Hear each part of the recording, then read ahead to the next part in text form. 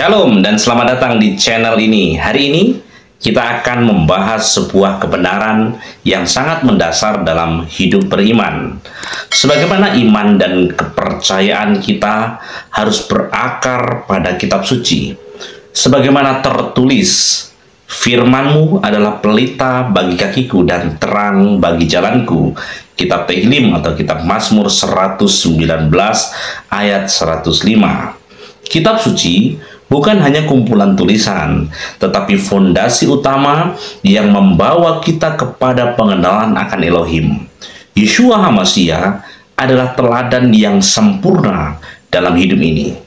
Seperti yang dia katakan, janganlah kamu menyangka bahwa aku datang untuk meniadakan Torah atau kitab para nabi. Aku datang bukan untuk meniadakannya, melainkan untuk menggenapinya. Di dalam Matiyahu atau Matius 5 ayat 17. Melalui pembahasan ini, kita akan melihat bagaimana iman yang sejati adalah iman yang sejalan dengan firman Elohim. Sebab iman tanpa dasar firman akan goyah. Dan hanya dengan kebenaran kitab suci, kita dapat berjalan di jalan yang benar. Nah, apakah Anda sudah siap untuk memperdalam pengertian Anda tentang firman Elohim? Dan bagaimana Yeshua adalah penggenapan Torah yang membawa kehidupan? Mari kita mulai perjalanan ini bersama, berpegang pada firman yang tertulis dan hidup dalam terangnya. Selamat menyaksikan pengajaran berikut ini. Shalom Aleichem. Bapak Yahweh memberkati saudara sekalian. Malam hari ini saudara-saudara, saya akan menyampaikan satu materi yang saya beri tema, apakah kepercayaanmu sudah sesuai dengan apa yang tertulis.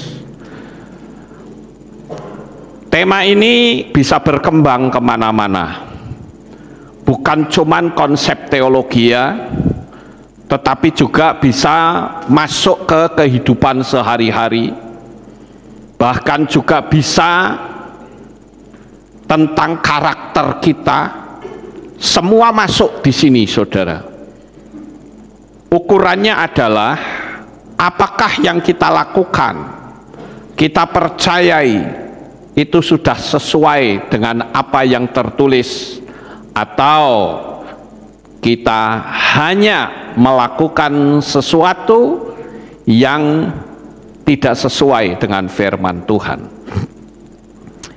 Untuk itu saya ajak saudara untuk membaca firman Tuhan pada malam hari ini di dalam kitab Lukas pasal 4 ayat 1 sampai ayat 13.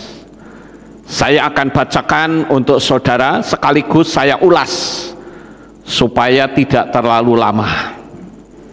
Lukas 4 1 13. Dan Yeshua yang penuh Roh Kudus kembali dari Yordan, dan dia dipimpin oleh Roh itu ke padang gurun untuk dicobai oleh si Satan 40 hari. Dia tidak makan apapun selama hari-hari itu, dan setelah hari-hari itu digenapi akhirnya dia lapar. Dan si Satan berkata kepadanya, jika engkau adalah putra Elohim, katakanlah kepada batu ini supaya dia menjadi roti. Saya berhenti di sini dulu, saya ulas saudara. Inilah percobaan yang pertama. Si Satan datang kepada Yeshua dengan berkata, jika engkau adalah putra Elohim, katakanlah kepada batu ini supaya dia menjadi roti. Ini sebetulnya adalah pencobaan secara global, yaitu tentang kebutuhan hidup manusia. Batu disuruh jadi roti. Nah, itu Yeshua tidak mau seperti itu. Kalau dia bisa, kalau dia mau, dia bisa lakukan itu. Amin. Bahkan saya yakin roti buatannya Yeshua sekalipun dia dari batu pasti lebih enak dari Holland Bakery, saudara. Saudara setuju nggak? Karena buatannya Yeshua pasti istimewa. Nggak perlu lagi ngubek-ngubek mixer, tidak perlu lagi macam-macam ya, harus nunggu dipanasi, nggak perlu. Yeshua tinggal berkata, batu jadi roti, bisa nggak? Oh, very easy, sangat mudah, saudara-saudara. Apa arti dari ini semua? Ya, ini adalah berbicara tentang kebutuhan manusia sehari-hari. Batu jangan dijadikan roti, saudara. Kalau kita bekerja tetapi kita curang, itu batu namanya. Jangan dijadikan roti, saudara. Kebutuhan manusia sehari-hari itu kadangkala bisa mengubah konsep pikiran dan hati manusia. Ada pepatah Jawa yang berkata, nek wetenge ngelih pikirane dadi ngalih. Kalau perutnya lapar, pikirannya jadi berubah, saudara. Bagaimana kalau saat ini saudara diperhadapkan dengan tantangan masalah perut? Beranikah engkau mengatakan seperti yang Yeshua katakan, ada tertulis? Atau kita menyerah, ya wes lah, daripada perut saya lapar, ya sudahlah, enggak apa-apa, yang penting saya hidup. Tuhan itu kan maha pengampun, ya nanti kalau sudah kan minta ampun, begitu. Saya sampai hari ini kagum dengan 3 pemuda, saudara. Hananya, Misael, Azaria. Dia ditantang, ayo sujud menyembah 1 kali saja. Kalau saja 3 pemuda ini hidup di zaman sekarang dan punya prinsip iman yang seperti itu, dia pasti akan dikritik oleh banyak pendeta. Akan berkata begini, apa susah sih sujud yang paling 1 detik selesai kok. Tuhan itu kan maha pengampun, Tuhan juga tahu isi hati kita kok. Nanti kalau sudah sujud, ya sudahlah, kita tinggal minta ampun saja. Tuhan kan tahu hati kita. Betul ya Bapak Ibu? Tuhan tahu hati kita, benar gak sih? Benar. Tetapi apakah 3 pemuda ini berpikir, sujud tidak apa-apa, sujud tidak apa-apa, sebentar. Tuhan itu kan tahu isi hati kita, dia maha pengampun. Ya, kalau saya kalah ya sebentar lah, minta ampun, dong dia maha pengampun kok. Tapi faktanya 3 pemuda itu tidak takut hukuman, saudara. Dia diperhadapkan dengan jabatannya, dia diperhadapkan dengan perutnya, tapi pikiran dan imannya tidak berubah. Itu baru yang namanya iman. Aku beri kesempatan kamu 1 kali lagi. Kalau nanti ada suara musik, genderang, ceracap, kecapi bunyi, sujud. Aku kasih kesempatan kamu sekali lagi. Kalau kamu tidak mau, di sana ada dapur api perapian yang panasnya 7 kali lipat.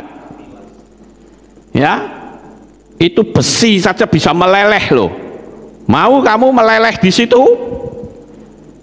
Pemuda itu cuma diam. Lalu dia berkata, aku tidak akan mau menyembah patung buatan Tuanku Raja. Karena apa? Karena ada Elohim yang akan melindungiku. Tetapi seandainya tidak, aku tetap tidak akan menyembah patung buatan Tuanku Raja. Itu iman namanya. Kalau kita sudah diperhadapkan dengan masalah perut, kadangkala kita kalah. Tapi lihat jawaban Yeshua. Dan Yeshua menjawab kepadanya dengan mengatakan, telah tertulis, Manusia hidup bukan oleh roti saja, melainkan oleh setiap firman Elohim. Dan sambil membawa dia naik ke sebuah gunung yang tertinggi. Ya, ini saya berhenti dulu di sini ya.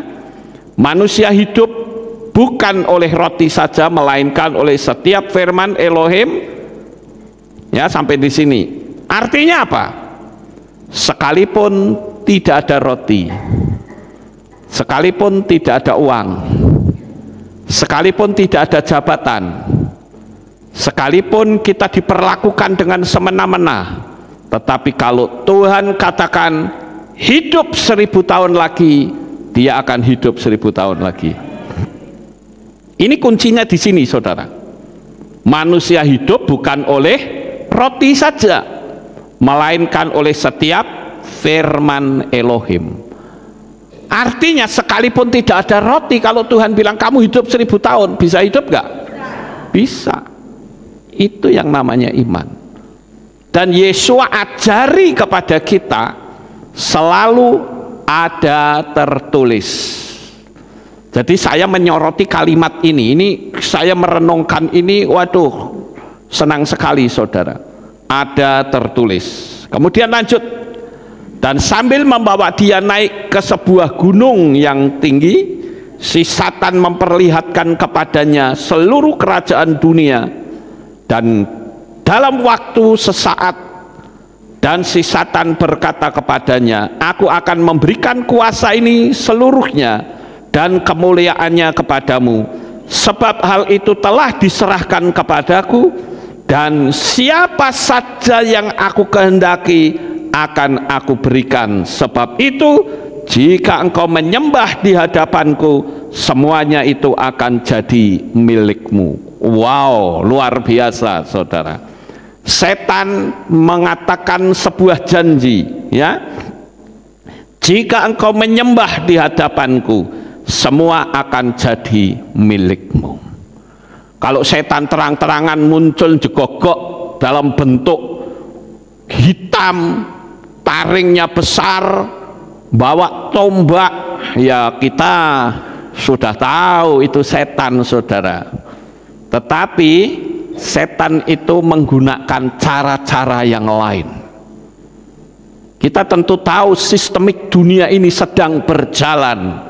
Apakah kita mau tunduk pada hukum sistemik dunia ini? Kalau kita tunduk berarti kita menyerah sama setan. Karena setan katakan apa? Jika engkau menyembah di hadapanku, semuanya itu akan jadi milikmu. Nah, ini bicara tentang kekayaan dan kenikmatan hidup.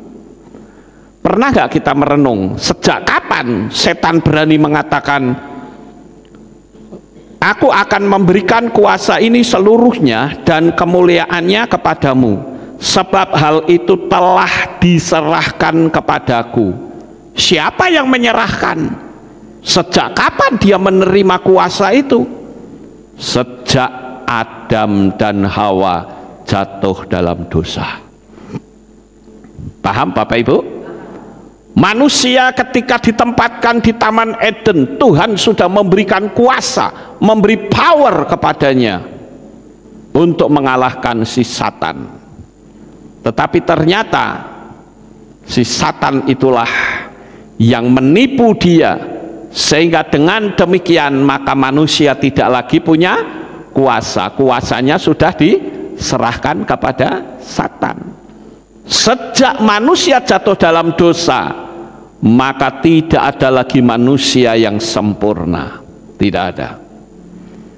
Yang sempurna itu hanya Bapak Yahweh.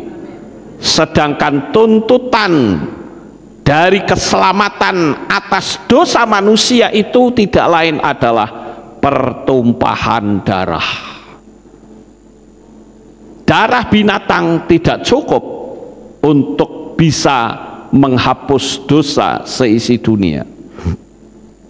Maka harus ada sosok yang sempurna, yang tidak bercacat celah, yang di dalam dirinya tidak ada dosa. Dialah yang berhak untuk menyelamatkan manusia. Tapi mana ada, saudara, lawang manusia sudah jatuh dalam dosa. Ada, yaitu caranya Bapak Yahweh sendiri yang maha sempurna itu, dia menjadi manusia. Dia yang mencurahkan darahnya untuk kita, sehingga kita mendapatkan keselamatan. Jadi ini adalah pencobaan tentang kekayaan atau kenikmatan hidup. Dan sambil menanggapi, Yesua berkata kepadanya, "Enyahlah dariku, hai Satan, sebab telah tertulis, engkau harus menyembah Yahweh Elohimmu, dan hanya kepadanya engkau beribadah." Perhatikan kalimat ini. Engkau harus menyembah Yahweh Elohimmu. Nah, kita perlu tanya, kita ini nyembah kepada siapa? Apakah betul kita menyembah kepada Bapak Yahweh atau kepada nama asing yang tidak ada dalam konsep kitab Ibrani? Itu kan tidak tertulis, saudara. Lah, kalau kita menyembah apa yang tidak tertulis, bagaimana dong? Makanya tema saya malam ini adalah, apakah kepercayaanmu sudah sesuai dengan apa yang tertulis? Sangat jelas sekali, engkau harus menyembah apa? Yahweh Elohimmu, dan hanya kepadanya engkau beribadah. Betapa banyaknya orang yang sudah mengenal Bapak Yahweh, tapi dia ibadahnya kepada nama asing, nama yang tidak dikenal dalam kitab suci iman kita. Kemudian lanjut, dan dia membawanya ke Yerusalem dan menempatkan dia di atas puncak bukit bait suci, serta berkata kepadanya, "Jikalau engkau putra Elohim, jatuhkanlah dirimu dari sini ke bawah, sebab tertulis tentang engkau, dia akan memberi perintah kepada malaikatnya untuk melindungi engkau, dan mereka akan menatang engkau di atas tangan, supaya engkau tidak membenturkan kakimu pada batu." Nah, kali ini setan mulai menggunakan firman Tuhan, saudara. Ini ngutip, setan itu ngutip kitab Tehillim, kitab Mazmur, ya. Jadi jangan main-main, jangan saudara pikir setan tidak ngerti teologi ya. Oh, pinter dia, saudara. Lawang manusia belum ada, dia sudah ada kok. Dia sudah punya pengalaman tersendiri. Jadi masalah teologi ya, dia paham, sangat paham sekali. Makanya dia mulai menggunakan firman, ya. Sebab telah tertulis. Wow, Yesua ngomong tertulis, setan kamu kalah. Aku juga punya tertulis. Ngerti nggak Bapak Ibu? Ya, tentang engkau, dia akan memberi perintah kepada malaikatnya untuk melindungi engkau, dan mereka akan menatang engkau di atas tangan, supaya engkau tidak membenturkan kakimu pada batu. Itu firman Tuhan bukan? Ada, saudara, di dalam kitab Mazmur, dalam kitab Tehillim, saudara. Liciknya luar biasa setan menggunakan konsep teologia, konsep kerohanian. Dan sambil menanggapi, Yesua berkata kepadanya, "Telah difirmankan, engkau jangan mencobai Yahweh Elohimmu." Dan setelah mengakhiri semua pencobaan, si Satan pergi daripadanya untuk waktu tertentu. Hebat ya, percobaannya itu ngeri, saudara. Dibenturkan dalam soal makanan, soal perut, dibenturkan soal kenikmatan hidup, yaitu kekayaan, dibenturkan lagi dengan pola teologia. Makanya kita perlu belajar kitab suci, supaya kalau ada orang bicara teologia, kita bisa ngerti ini teologianya nyimpang atau tidak. Ya Bapak Ibu, tapi kalau kita baca kitab suci saja tidak, mereka pakai ayat, ya wes kita manggut-manggut saja saudara. Berapa banyak saudara-saudara seiman kita yang masih pola Yunani ditekuk melalui agama lain, mereka tunduk dan manggut-manggut saja. Kenapa? Karena dia tidak paham kitab sucinya sendiri. Bagaimana bisa paham orang baca saja tidak? Ya Bapak Ibu, ini loh pentingnya kita selalu menselaraskan, ada tertulis. Makanya kepercayaan kita sudah sesuai dengan apa yang tertulis atau belum.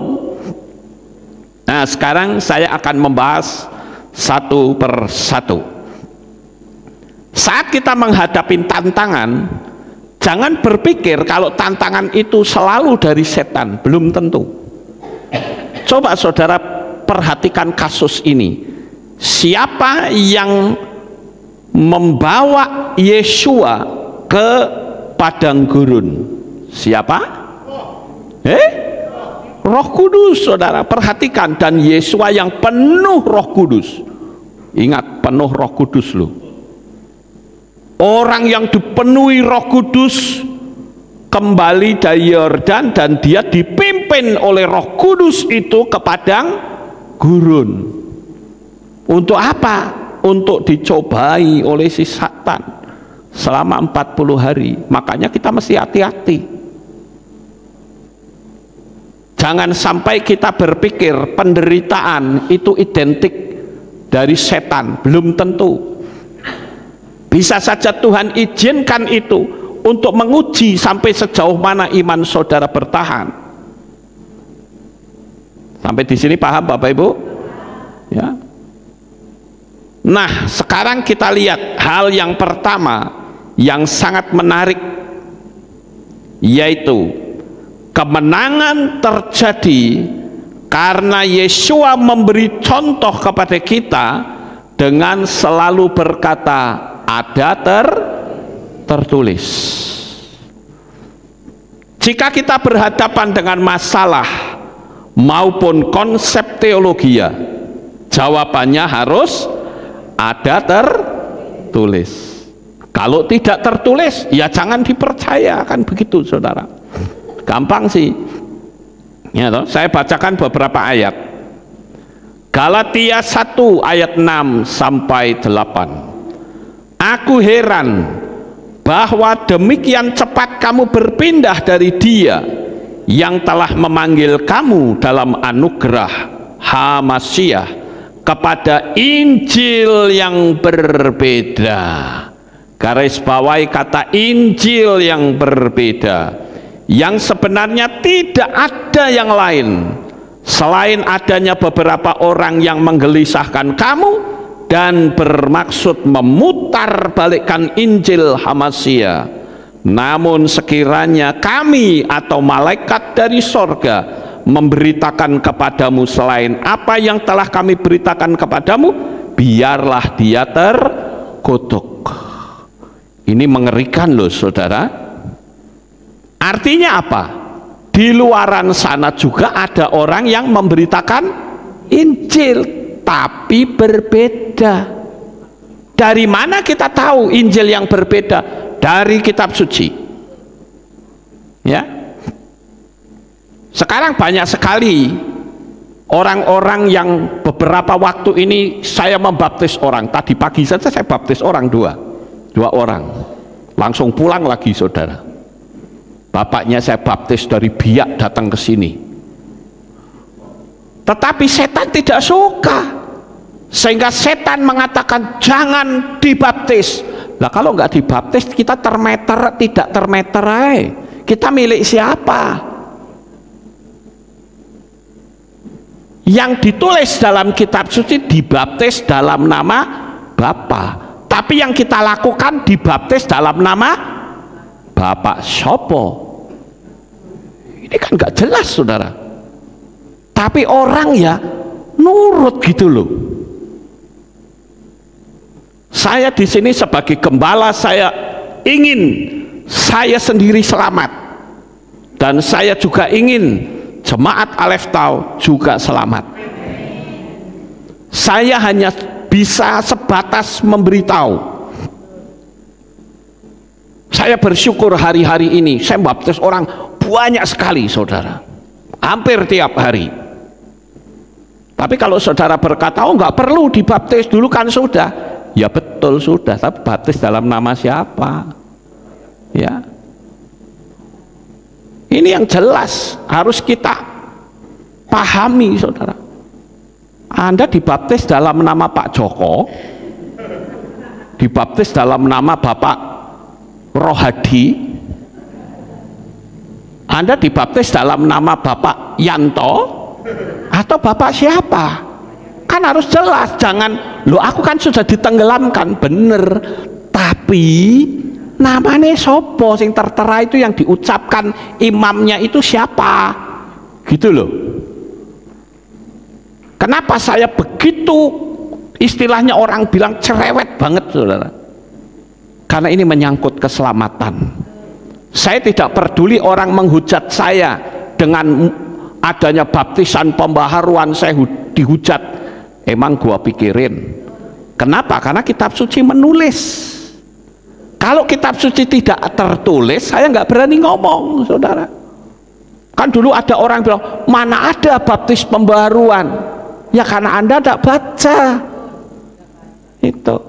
Makanya Anda membaca sehingga ngerti. Paulus itu melakukan baptisan pembaharuan. Ketika dia berkhotbah tentang Roh Kudus, orang bingung, Roh Kudus itu siapa? Loh, kok kamu baru tahu Roh Kudus? Iya, saya bahkan baru dengar. Di situ Paulus curiga. Lah kamu sudah dibaptis atau belum? Sudah. Baptisan apa yang kamu lakukan? Baptisan Yohanes. Nah, di situ Paulus menerangkan bahwa baptisan yang benar itu dalam nama Bapa Yahweh, dalam nama Adonai Yeshua HaMashiach dan Roh Kudus. Dan jemaat di situ tidak berkata, yang penting dulu kan aku sudah, nggak perlu. Enggak. Jemaat di situ bilang, iya, aku mau dibaptis. Dan kitab suci mengatakan ada berapa orang? 12 orang dibaptis. Ya Bapak Ibu, baptisan ini ngeri loh. Artinya begini, setan berusaha untuk memelesetkan supaya kita tidak termeterai. Ada yang dibaptis cuma dipercik. Percik itu bukan baptis. Baptis itu bahasa Yunani dari kata baptiso, artinya dicelup. Kalau dipercik itu bukan baptiso tapi rantiso. Padahal dalam kitab suci yang ditulis baptis itu dari baptizo. Sampai di sini paham Bapak Ibu? Jadi meterai ini berusaha diplesetkan dengan berbagai macam cara. Baptis kok percik? Ya nggak bisa, itu bukan baptis namanya. Ya, baptis kok pakai nama lain? Mungkin tenggelamnya bener, tapi nama yang dimeteraikannya tidak tertulis. Gitu loh Bapak Ibu. Paham nggak? Baptis saja tidak tertulis. Apalagi kalau sampai orang mengatakan nggak perlu dibaptis. Wah itu ngeri, saudara. Kalau saya tidak berani ambil resiko, saya nggak berani, saudara. Saya lurus-lurus saja. Apa yang kitab suci tulis ya sudah lakukan saja. Jangan sampai ketika saya mati, begitu buka mata biak ternyata depan saya itu api semua. Piye saudara? Tuhan ampuni Tuhan. No, nggak ada pengampunan. Selesai kamu. Kamu dulu di dunia dikasih tahu berulang kali, nggak nurut. Kamu sendiri bukan yang pilih di sini. Hati-hati saudara. Kita ini mengikut sebuah kepercayaan, bukan asal beragama. No, kita bukan mau beragama, tapi kita mau mengikuti apa yang kitab suci tulis, supaya kalau kita mati kita pasti selamat. Ya kita mati nggak bawa temen, no. Betul nggak Bapak Ibu? Saya mati nggak bawa temen, dan saya harus sendiri mempertanggungjawabkan dasar iman saya itu seperti apa. Jangan sampai ketika saya di depan kursi pengadilan, ternyata spirit nama yang dulu baptis saya, dia juga nunggoni di situ. Lalu dia bilang, Tuhan, ini milik saya loh, dulu dibaptis dalam nama saya loh. Itu yang saya takutkan, saudara. Dan waktu itu malaikat membuka kitab kehidupan. Begitu dibuka, maaf, nama Anda tidak tertulis dalam kitab kehidupan. Kalau kita dengar suara begitu, saudara, mau nangis darah sekalipun, tidak ada kesempatan untuk memperbaiki diri. Kita mau teriak, Tuhan ampuni saya janji. No way. Tetap kita ngotot. Malaikat seret orang ini, seret, cemplung ke neraka maplung, 1000 tahun di sana. 1000 tahun? Tidak, selama-lamanya. Kobong terus di sana, saudara. Bayangkan, kita nggak usah selama-lamanya lah, 1 detik diselomot rokok saja wis ngicat-ngicat kok. Betul nggak Bapak Ibu? Apalagi selama-lamanya. Maka kitab suci mengatakan akan ada jeritan-jeritan yang mengerikan. Kenapa? Karena jerit-jerit orangnya nggak bisa mati. Lah nek kita dibakar, jerit-jerit sedelok mati, ya toh? Tapi kalau di sana dibakar nggak bisa mati kita. Itu yang saya hati-hati dalam menjalani hidup ini, saudara. Orang-orang yang bertitel teologia pada menghina. Saya lihat di YouTube, apa ada itu baptis pembaruan. Dalam hati saya terserah. Hikmat yang Tuhan berikan saya bagikan. You terima syukur, tidak terima ya darahnya tidak tertanggung atas diri saya. Ya Bapak Ibu. Kenapa? Karena tertulis. Kalau nggak tertulis saya nggak berani. Makanya kalau orang bilang mana ada di kitab suci baptis pembaharuan, ya bilang ya karena kamu nggak baca ya mana ada. Tapi kalau saya mau membaca ya ada. Paham Bapak Ibu?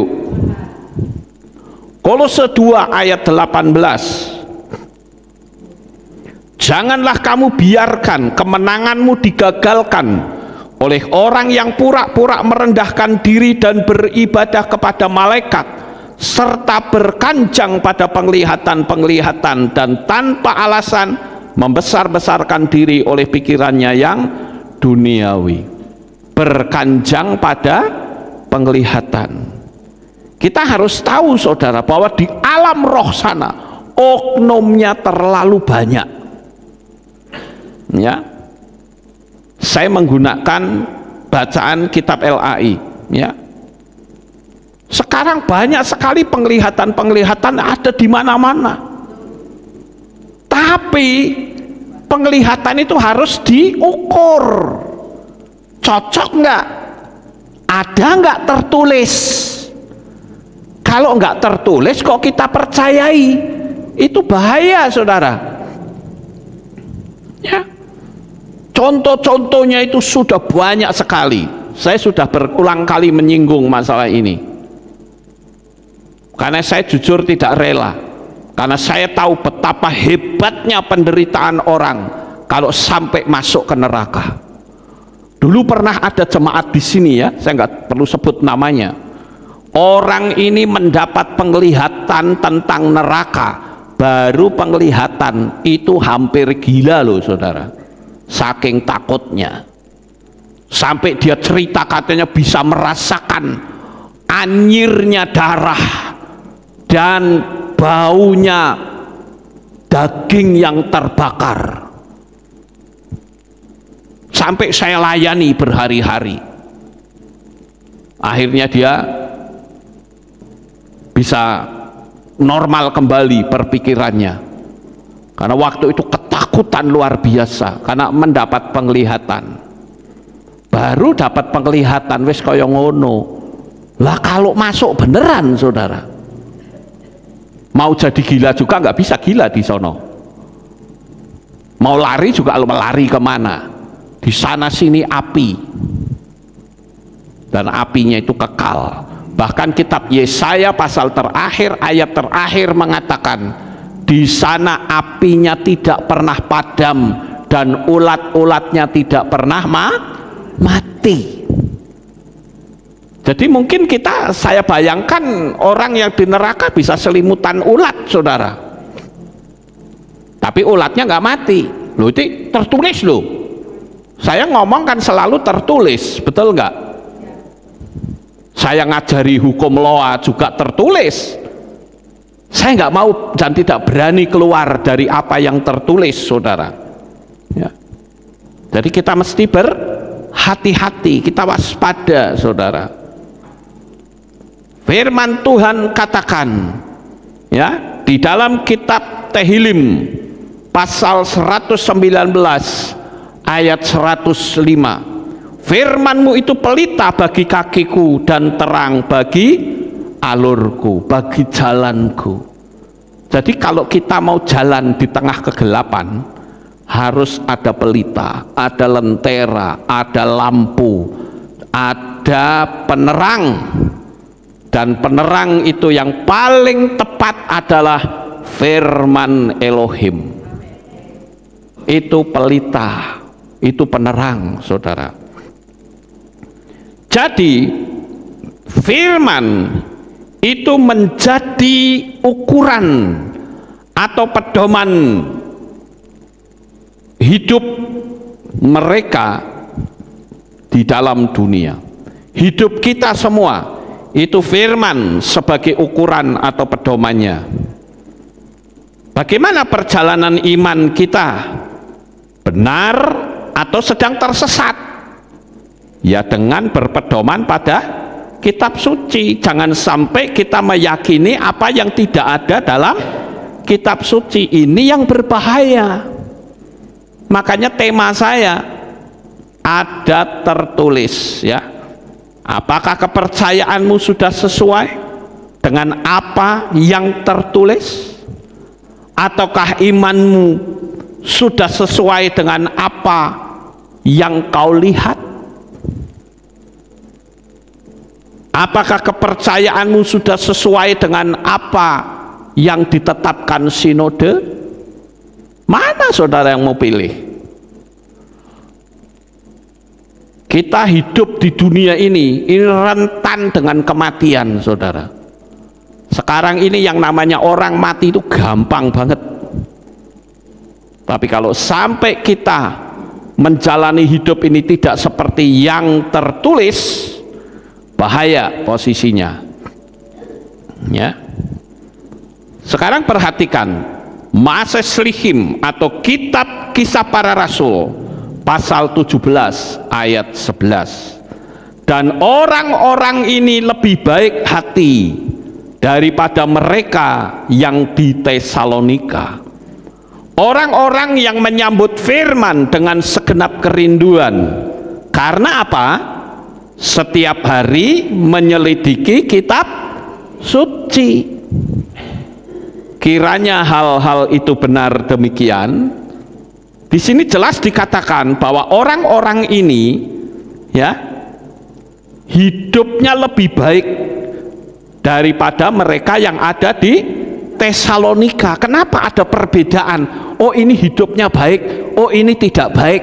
Kenapa? Ini bicara tentang mental manusia saudara ya. Kalau kita ingin hidupnya baik, ya selaraskan hidup kita dengan firman. Makanya di sini saya buat pertanyaan, bagaimana dengan sikap hidup kita? jika hatimu ada kepahitan, jika hatimu ada kedengkian, jika hatimu ada kemarahan, jika hatimu tidak bisa mengampuni, apakah itu sesuai dengan firman? Ya tidak, saudara. Setan menjebak dari berbagai macam sudut. Intinya cuma satu, kamu mati tidak selamat. Maka sampai hari ini saya jaga hati betul-betul, saudara. Jangan sampai hati saya itu ada kepahitan.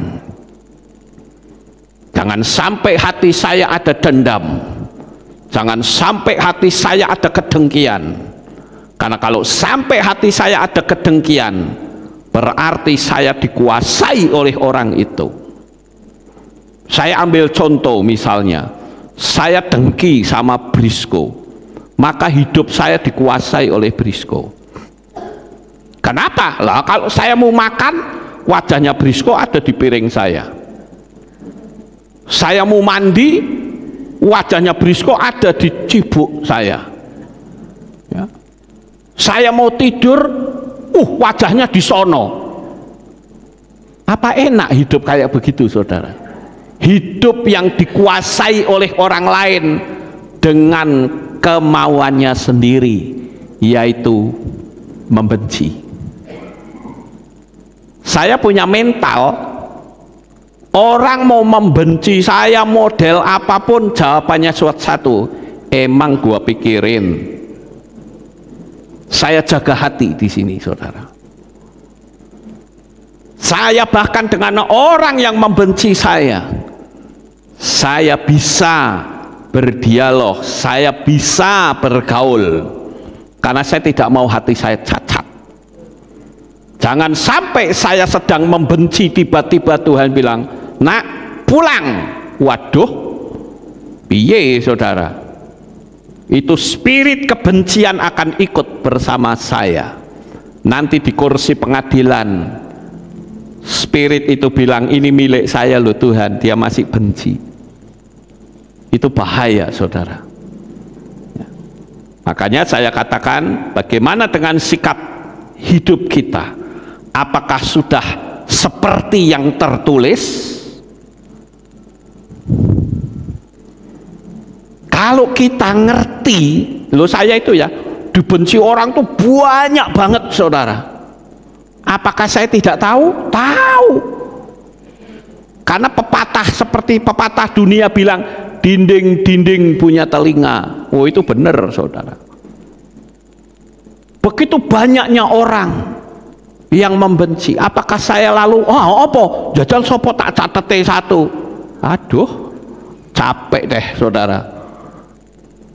Saya hanya berpikir orang berhak untuk membenci saya, tapi saya juga berhak untuk diam, dan saya belajar untuk berbuat seperti yang Yesua lakukan. Yesua katakan apa? Kasihilah musuhmu. Lah bagaimana saya bisa mengasihi musuh kalau saya nggak punya musuh? Kan begitu, saudara.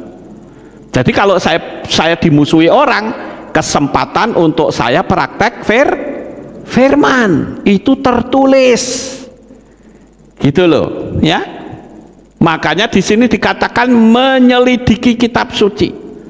Jadi jika ada penglihatan atau nubuat atau apa saja, itu mesti diperbandingkan dengan kitab suci, sama atau tidak.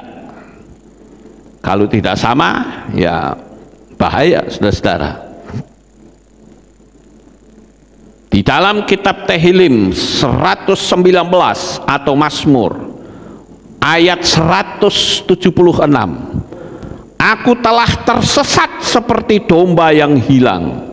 Carilah hambamu ini, karena aku tidak melupakan perintah-perintahmu. Sekali waktu kita bisa tersesat, saudara. Tetapi ketika kita ingat perintahnya, kok enggak ada ya di sini, ya udah jangan dilakukan, kan gampang, ya. Matius 22 ayat 29, dan seraya menanggapi Yesua berkata kepada mereka, kamu tersesat karena tidak memahami kitab suci maupun kuasa Elohim. Jadi ayat yang saya sampaikan tadi, saudara-saudara, apakah kepercayaanmu sudah sesuai dengan apa yang tertulis? Ini ternyata bisa membabat sana membabat sini, saudara. Semuanya kena, mau urusan mental, mau urusan teologi, mau urusan masalah perut, semua ada tertulis. Luar biasa sekali Bapak Ibu. Markus 12 ayat 24.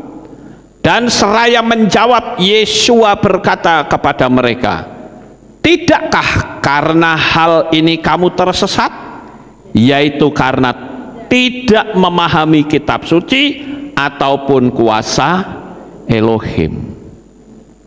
Orang mau bikin narasi apapun sekarang bebas, karena kita hidup di era informasi. Apalagi saat ini informasi platform itu banyak sekali, saudara. YouTube itu platform, ya. Kemudian video itu platform. Ya, banyak sekali platform video itu, banyak banget, saudara. Walaupun memang yang paling bagus itu YouTube, ya, karena sponsornya banyak, enteng, ya. Semua platform itu banyak, tapi harus tetap berada di koridor kitab suci. Sejak dulu kita sudah banyak disesatkan, jangan sampai ditambah lagi dengan pengajaran-pengajaran yang lain. Pengajaran-pengajaran yang lain kalau saudara percayai, kemudian ada orang yang ngerti firman di debat, Anda akan kalah. Contoh misalnya, hari kematian Yesua tidak sesuai dengan apa yang tertulis dalam kitab suci. Saya berulang kali bertanya, menurut kamu Yesua mati hari apa? Selalu mereka menjawab hari Jumat. Alasannya apa? Alasannya Jumat Agung. Lah terus bangkitnya hari Minggu. Minggu pagi itu bukan bangkitnya loh, konangan sudah bangkit, itu Minggu pagi. Tapi bangkitnya sendiri bukan Minggu pagi. Bisa saja hari Sabtu malam itu ada yang namanya Hafdalah, penutupan Sabat. Bisa saja Yesus bangkit di penutupan Sabat, karena itu sudah masuk hari Minggu, sudah masuk Rishon, saudara, hari pertama. Jadi kalau saya lihat, ya, Yesua mati hari Jumat, bangkit Minggu, ini jelas sudah keluar jalur kitab suci, karena belum 3 hari 3 malam. Sedangkan kitab Matius 12 ayat 39 sampai 40 dikatakan, dan seraya menanggapi dia berkata kepada mereka, generasi yang jahat dan pejinah menuntut suatu tanda, dan suatu tanda tidak akan diberikan kepadanya kecuali tanda Nabi Yunus. Sebab sebagaimana Yunus berada di dalam perut ikan 3 hari 3 malam, demikianlah anak manusia akan berada dalam rahim bumi 3 hari dan 3 malam. Tapi bagaimana kalau matinya Jumat? Mana bisa 3 hari 3 malam, ya, karena mereka menggunakan istilah Jumat Agung. Nggak ada tuh kitab suci Jumat Agung. Jadi Jumat Agung tertulis atau tidak? Tidak lah. Kalau tidak tertulis kok ya dipercaya gitu loh. Makanya materi saya, kepercayaan kita tertulis atau tidak. Kalau tidak tertulis ya jangan dipercaya.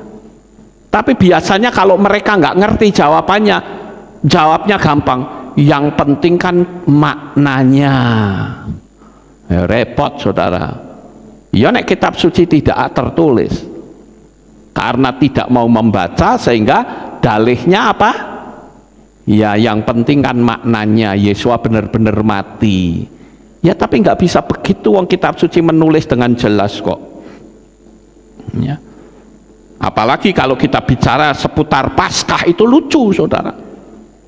Hari Jumat disebut Jumat Agung, waktu hari Minggu disebut Paskah, padahal hari Minggu itu adalah hari raya buah sulung, hari raya Yom Habikurim.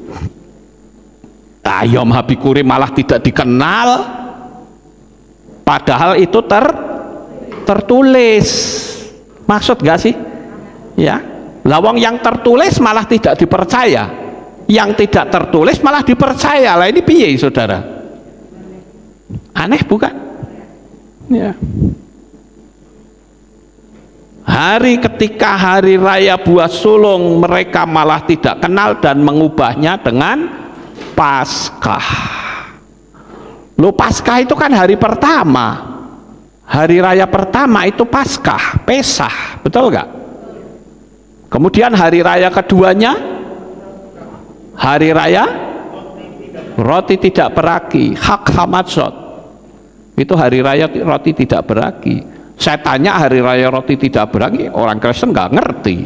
Loh, tertulis malah nggak ngerti, piye gitu. Makanya kita harus selalu patokannya ada tertulis.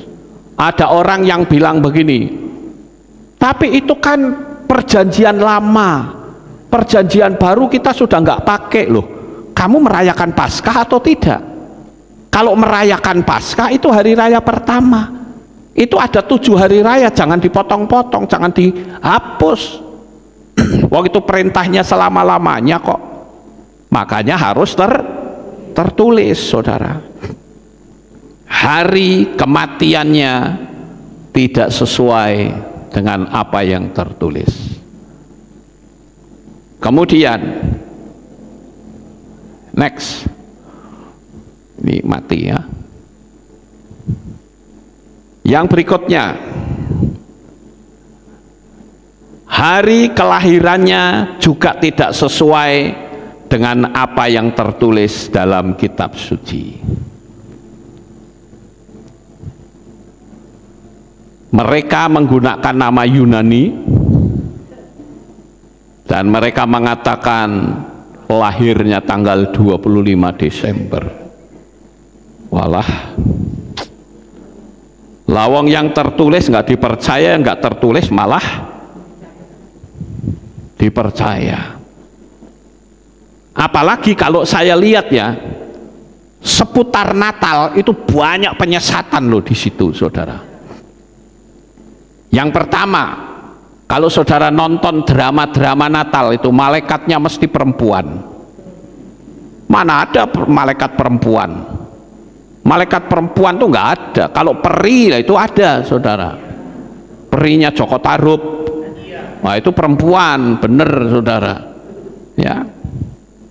Orang majusnya ada 3. Saya tanya alasannya apa orang majus 3? Alasannya persembahannya emas kemenyan mur. Loh, saya bilang kalau misalkan emas kemenyan mur itu kan bentuk persembahannya, bisa nggak kalau orangnya lebih? Ya bisa saudara. Kalau saya membaca dalam sebuah kitab yang lain yang tidak dikanonkan, itu yang datang orang majus itu adalah 12 orang. Mereka ini adalah raja-raja Persia. Mereka bukan cuman ahli perbintangan, tetapi juga ahli astrologi. Mereka punya kepercayaan menyembah dewa Ahura Mazda, yaitu dewa bintang. Mereka punya kitab namanya kitab Zarathustra. Dan kepercayaan mereka itu namanya Zoroaster. Sehingga ketika mereka melihat ada bintang yang aneh muncul, dia berpikir, wah ini dewa saya. Dia yakin itu, dia hitung itu, sehingga ketemulah bahwa dewanya itu akan turun ke dunia ini. Sehingga dia menemui Herodes. Itu bukti bahwa mereka orang-orang Majus itu adalah raja-raja Persia, bukan petualang. Kalau seorang petualang tidak mungkin menemui raja, betul nggak Bapak Ibu?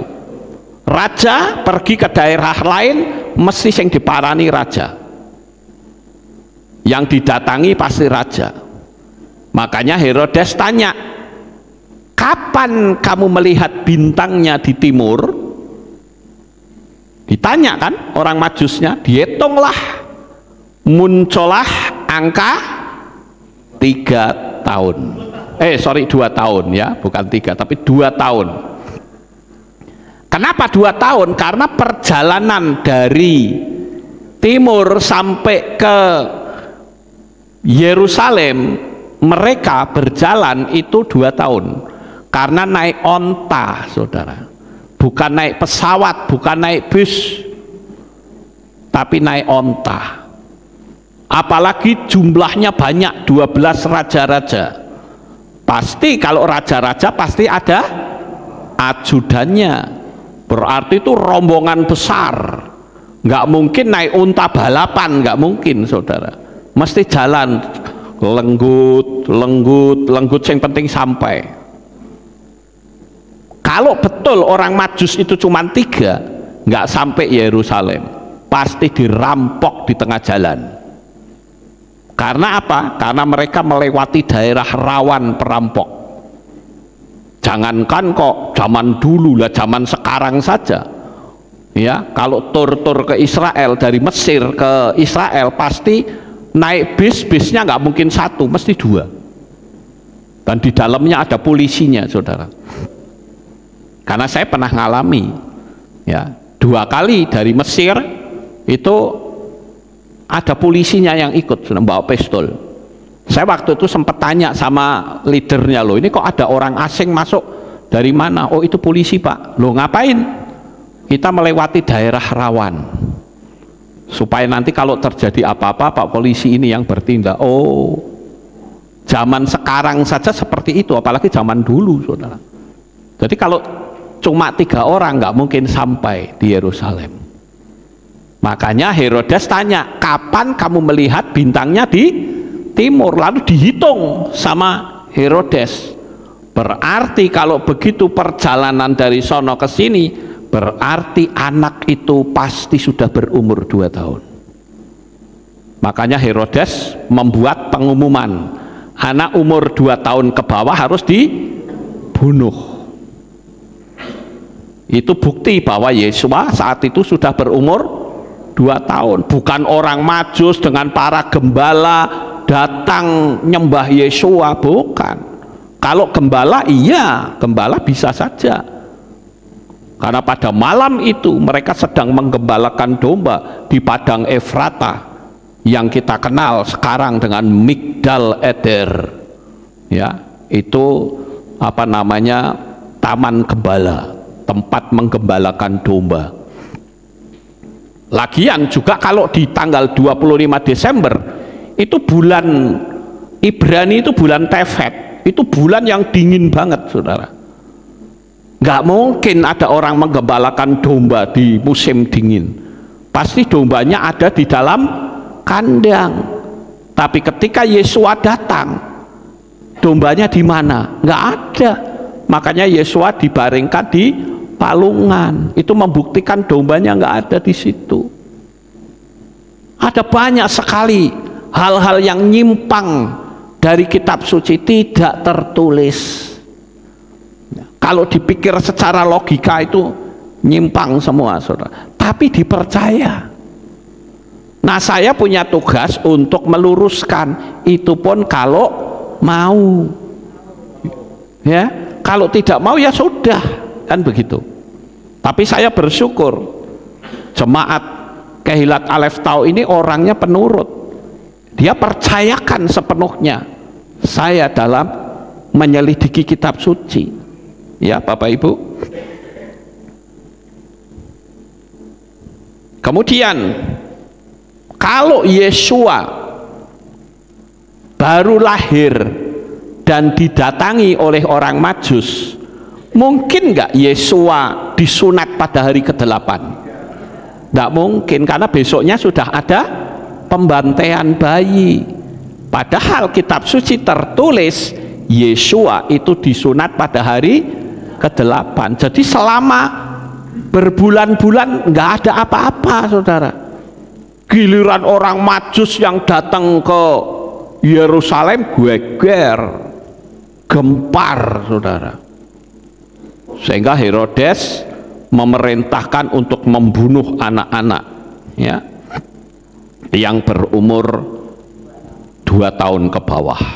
Nah, coba kalau kita bicara tentang orang Majus, ya, kan saya suka dengar orang begini, ya, sudah dari dulu namanya ya itu, nggak usah diubah-ubah gitu loh. Lho sing ngubah ki ya sapa? Yang ngubah itu Anda. Wong nama Ibrani kok berubah jadi nama Arab sama Yunani, waktu diluruskan nggak terima. Bahkan ada yang bilang, loh saya dulu menerima Tuhan pakai nama Yunani loh.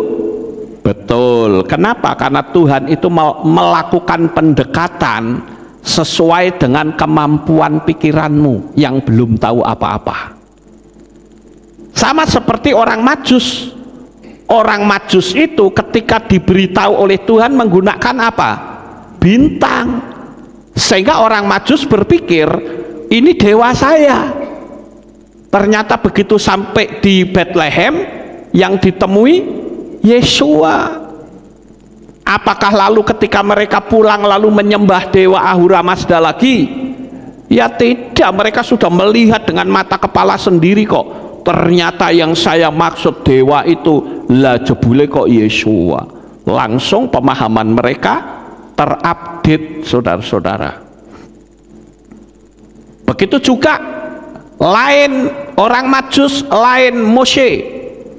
Kenapa Mose mengenal nama Yahweh itu dari semak duri yang menyala tetapi tidak terbakar? Karena yang ada di otak Mose pada waktu melihat semak duri yang terbakar menyala itu, dia berpikir ini dewa saya. Karena waktu di Mesir dia menyembah dewa api, sehingga dia berpikir ini dewa saya.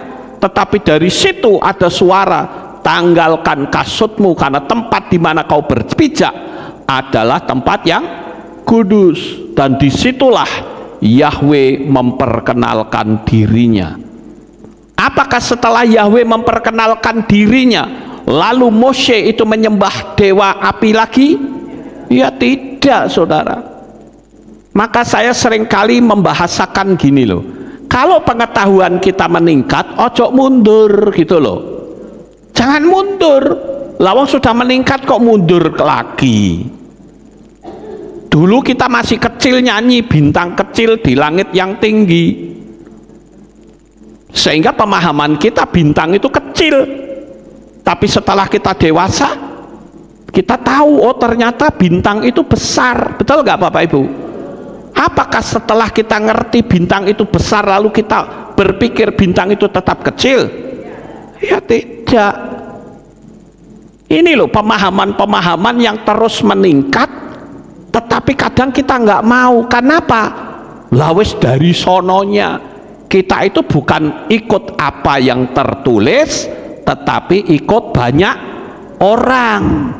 Nah ini nggak parah, saudara-saudara. Ya, kita diluruskan. Kita mau mengikuti apa yang tertulis atau ikuti perintah manusia? Tanggal 25 Desember itu bukan kelahiran Yesua. Malah kalau saya pelajari itu kelahiran dewa Saturnalia.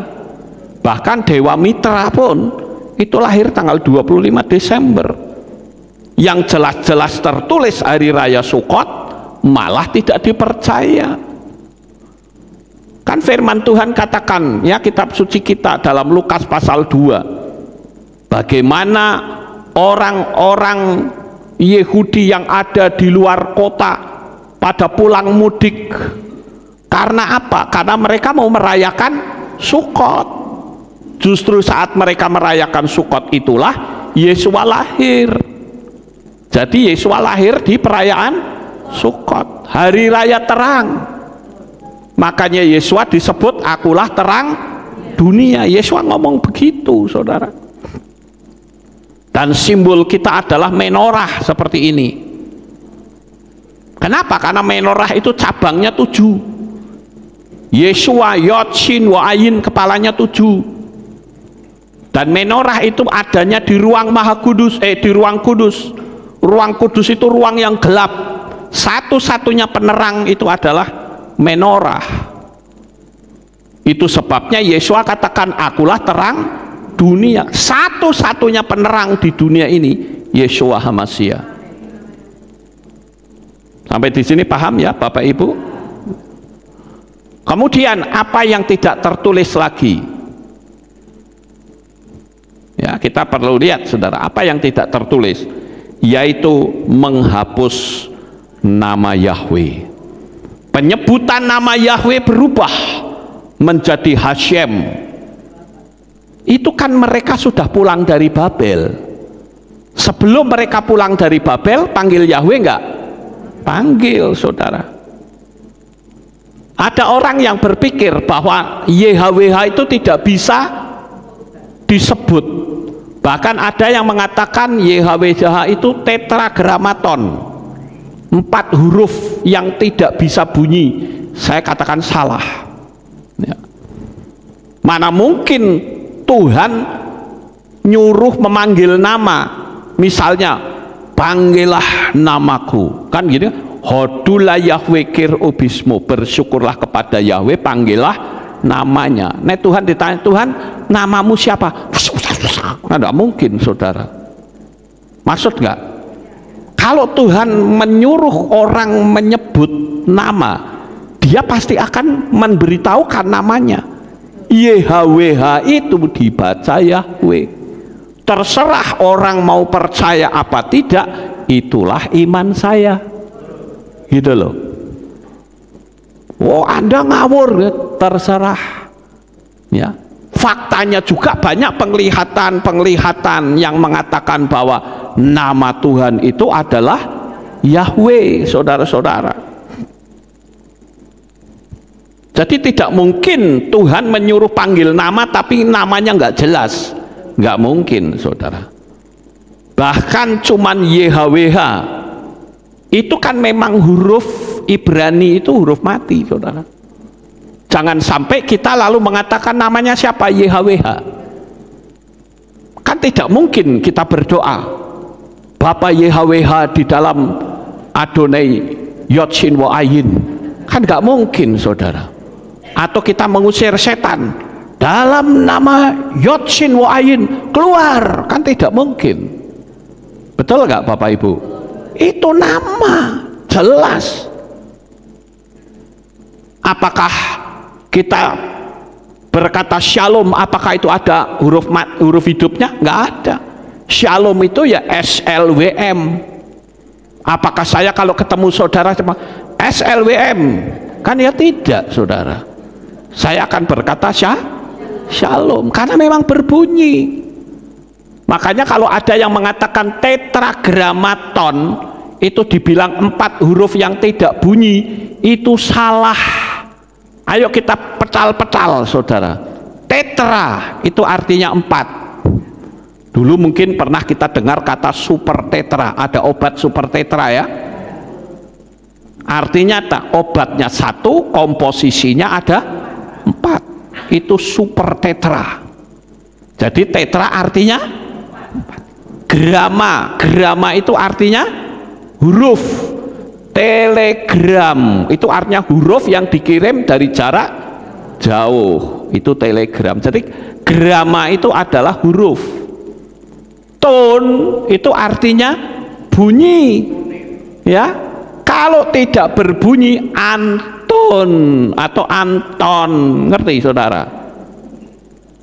Annya itu adalah UN, unlimited power, artinya kekuasaan yang tidak terbatas. Jadi an itu baru tidak ya.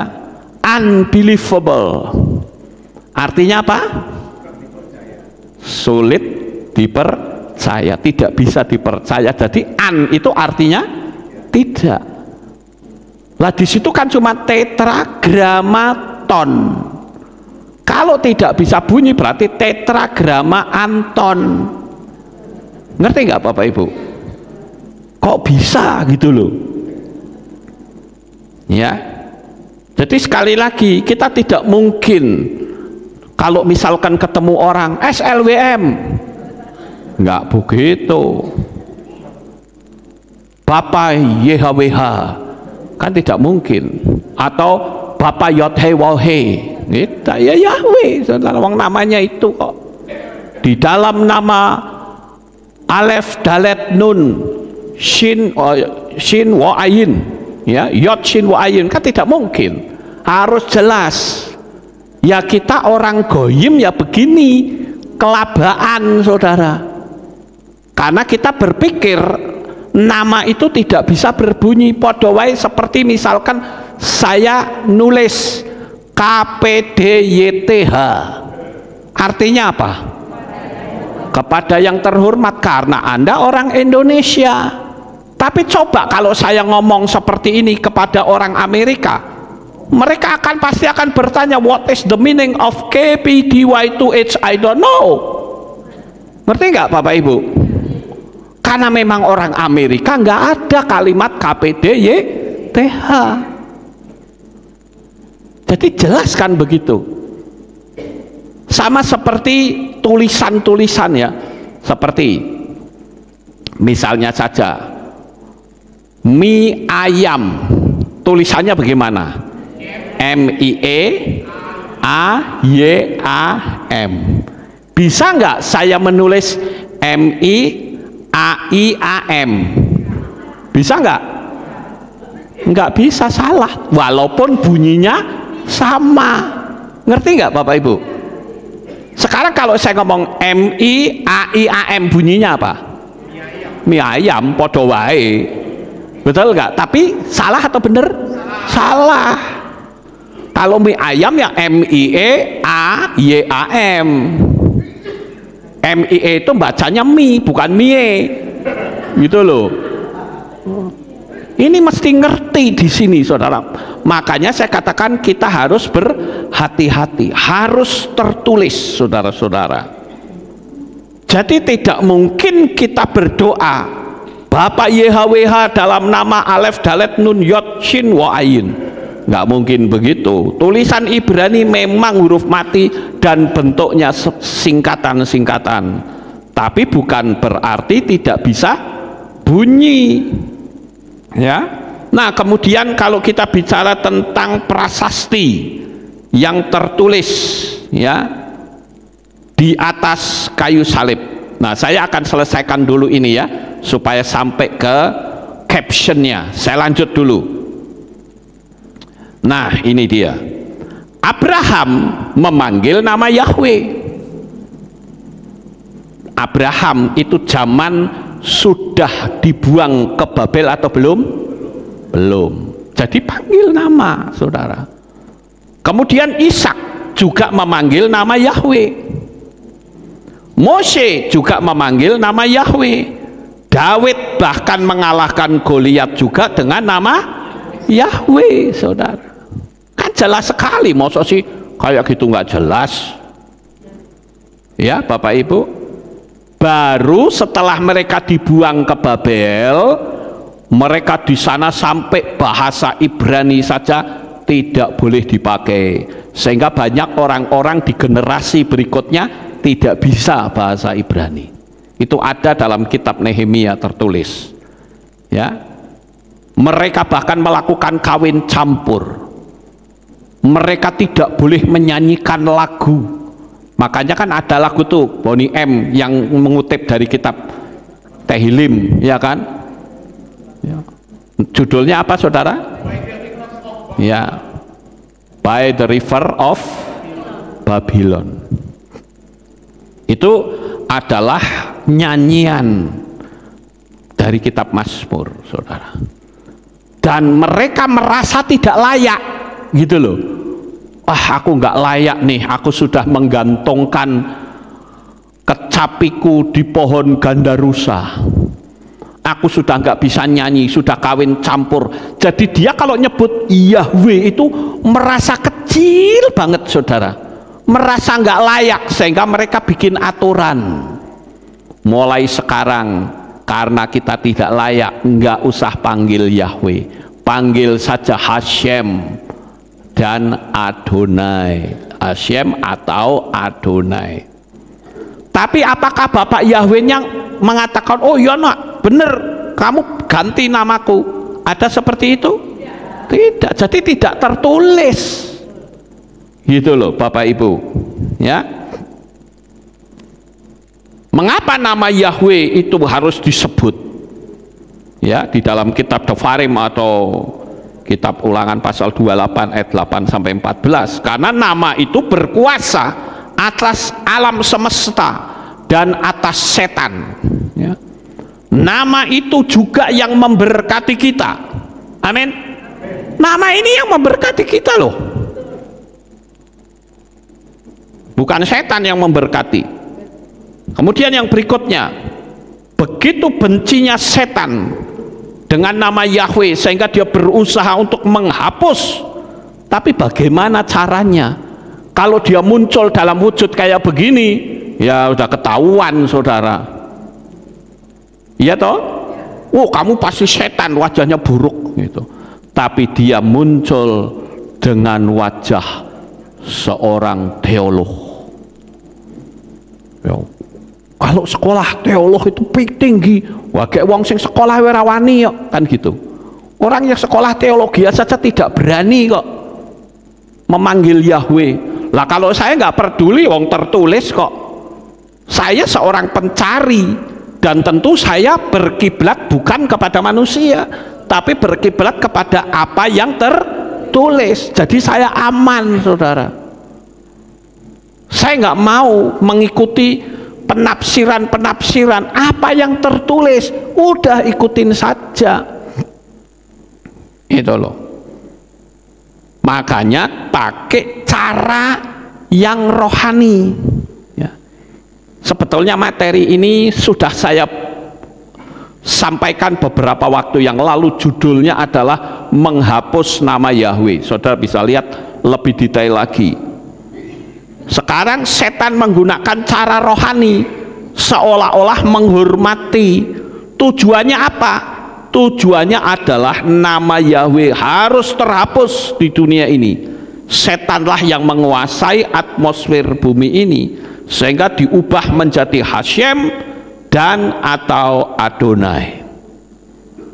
Itu ada di dalam Shemot atau Keluaran pasal 20 ayat 7 dan Devarim atau Ulangan pasal 5 ayat yang ke-11. Kemudian di Divrei Hayamin Alef, ya, pasal 16 ayat 26. Divrei Hayamim Alef 11 ayat 34. Keturunan Hashem orang Gizon, Yonatan anak Sage orang Harari, ya. Nama Yahweh itu yang kiri kan, yang kanan ya. Yod-Heh-Wah itu kan yang kanan kan Yahweh. Ini dibaca Hashem. Yahweh dan Hashem itu beda. Yahweh itu nama, Hashem itu adalah kalimat yang artinya nama itu. Shem itu nama. Ya. Di sini juga ada Hashem, Hashem Olin. Ya. Orang goyim, saudara-saudara, ya. Orang goyim menolak memanggil nama Yahweh karena ikut-ikutan orang Yahudi yang memakai Talmud. Jika ditanya apakah Talmud itu dan tahukah isinya, mereka tidak tahu, tapi hanya ikut-ikutan. Sekarang tak kasih tahu, Talmud itu adalah dialog rabbinikal, bukan kitab suci. Ya, bukan kitab suci. Itu dialog rabbinikal. Ada orang yang mengatakan begini, di tempat suci seseorang mengucapkan sang nama, sebagaimana tertulis, namun di luar tempat itu harus dengan bentuk eufemisme atau mengganti kalimat yang dianggap tabu. Itu ada di Talmud, yaitu di Mishnah Sotah 7 ayat 6 dan Berakot Sotah 38b dan Mishnah Tamid pasal 7 ayat yang kedua. Jadi Bapak Ibu yang terkasih, di sini kita melihat bahwa jangan sampai kita mengikuti apa yang tidak tertulis. Setan itu begitu takut loh dengan nama Yahweh. Coba saudara lihat tuh ya.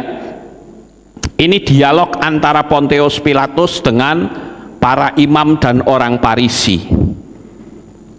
Ceritanya Pontius Pilatus itu menulis prasasti di atas kayu salib ya, yang orang suka kenal dengan sebutan INRI. INRI itu bahasa Latin ya, Yesus Nazarenus Rex Judaeorum. Dalam bahasa Yunaninya Yesus ton Judaion ya, Yesus Basileus ton Judaion, begitu ya, Yesus Basileus ton Judaion. Tapi sekarang yang jarang dimunculkan bahasa Ibraninya macam apa? Bahasa Ibraninya adalah Yeshua Hanasrit wa Melech Hayehudin ya. Ini saya tunjukkan ada sesuatu yang hebat ya di sini. Yeshua Hanasrit wa Melech Hayehudim. Yeshua orang Nazaret, raja orang Yehudi. Nah, kalau itu memang bukan nama, saudara, itu sebuah kalimat. Tetapi justru di kalimat itu mengandung inisial Bapak Yahweh. Diambil huruf depannya menjadi YHWH, Yod He Waw He. Dan setan tidak suka, makanya supaya inisial itu hilang, maka ahli Taurat dan orang Farisi, para imam mengatakan, ubahlah tulisan itu dengan aku raja orang Yehudi. Kalau aku raja orang Yehudi, apakah bisa membentuk YHWH? Tidak, setannya keplok-keplok, saudara. Tapi Pontius Pilatus mengatakan, apa yang telah tertulis biarlah tetap tertulis. Perhatikan spiritnya, saudara. Setan itu menghendaki supaya nama itu tidak disebut, karena setan gemetar. Masih ingat bukan kesaksiannya Bapak Yoko yang di dalam tubuhnya dikuasai oleh setan Azazel dari Israel ya, waktu dia bersaksi nyebut nama Yahweh saja langsung gemetar.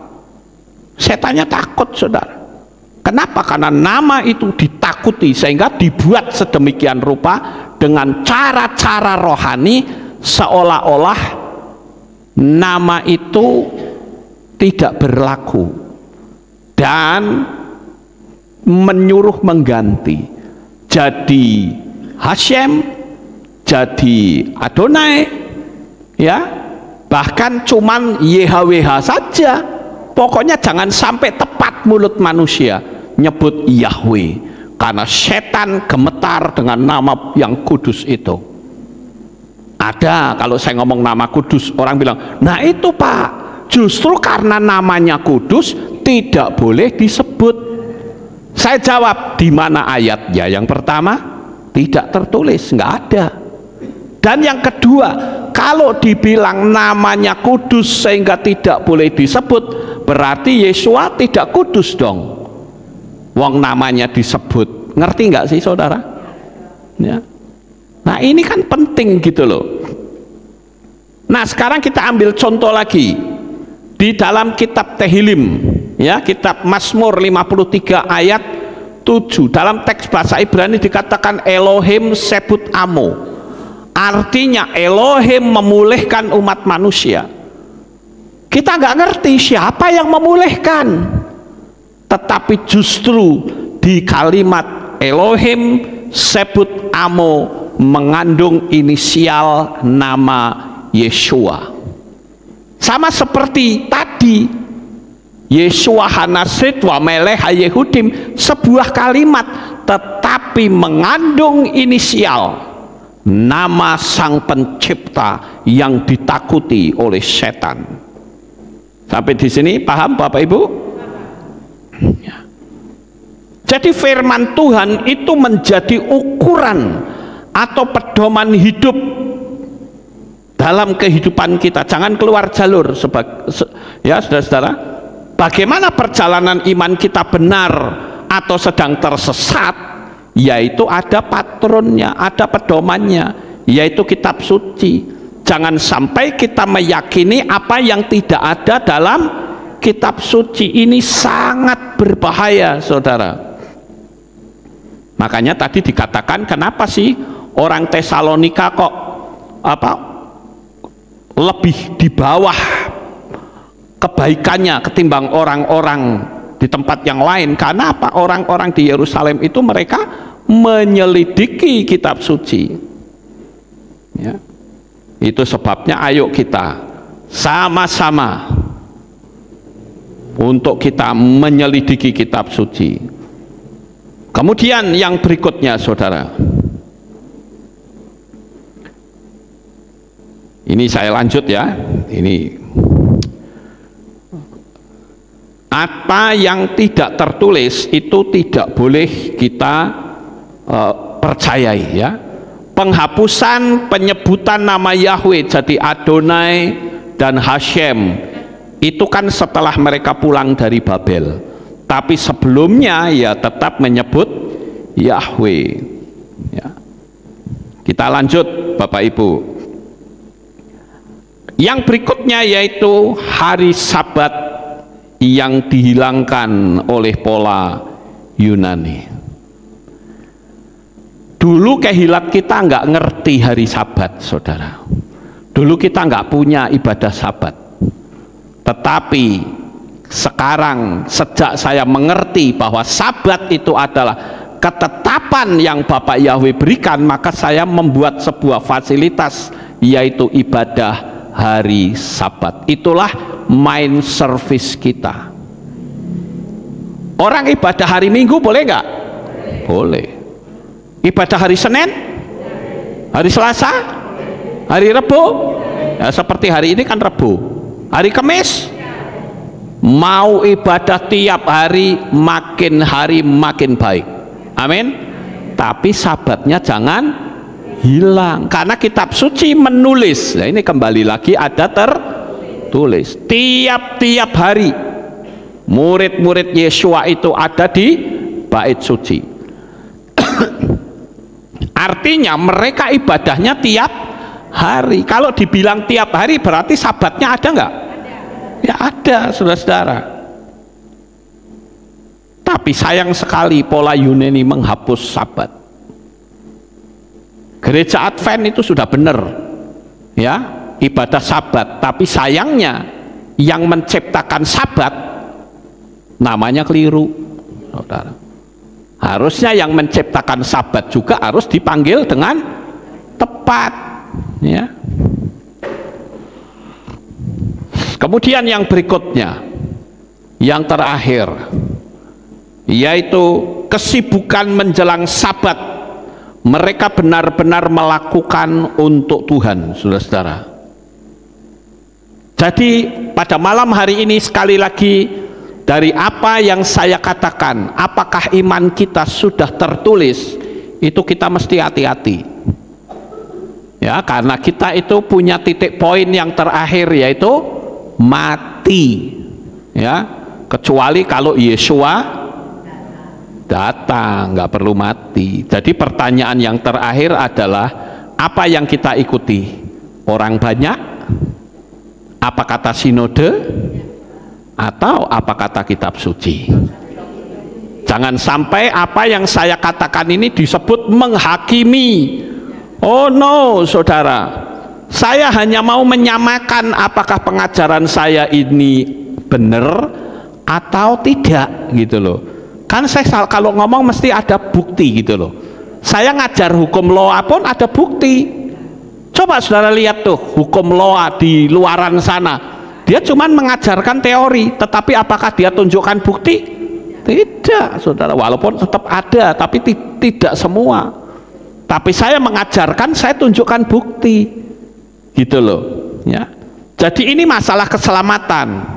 Ingat, penyesat itu oknumnya sangat banyak dan tidak terlihat. Dia bisa nyamar sebagai orang yang sudah mati, dia bisa nyamar sebagai malaikat dan lain-lain, bahkan bisa nyamar seperti Yesua. Tapi kalau tidak sesuai dengan apa yang tertulis, jelas itu adalah Yesua yang palsu. Jadi kita mesti berhati-hati, kita sedang berurusan dengan oknum-oknum yang tidak kelihatan mata.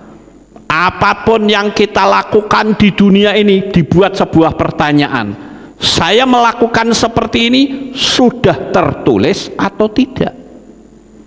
Dari mulai masalah teologi, dari masalah perut, dari masalah kedudukan, harus ada tertulis. Amin. Sukses besar untuk saudara. Bapak Yahweh memberkati. Haleluya. Terima kasih telah mengikuti pembahasan ini sampai akhir.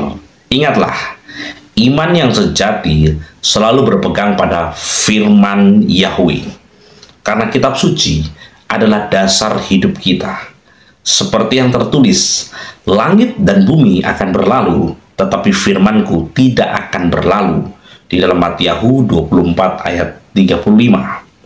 Yeshua HaMashiach telah menunjukkan kepada kita bagaimana menjalani hidup yang sesuai dengan kehendak Bapa, menggenapi Torah dan membawa terang kepada dunia.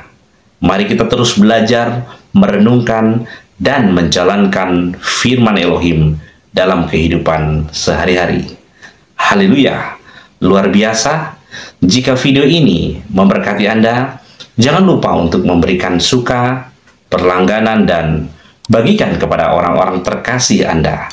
Sampai jumpa di video berikutnya, dan jangan lupa untuk selalu hidup dalam kasih, kebenaran, dan terang firman-Nya. Bapak Yahweh, B'Shem Adonai Yesus HaMashiach Waruach Kodes, memberkati. Shalom.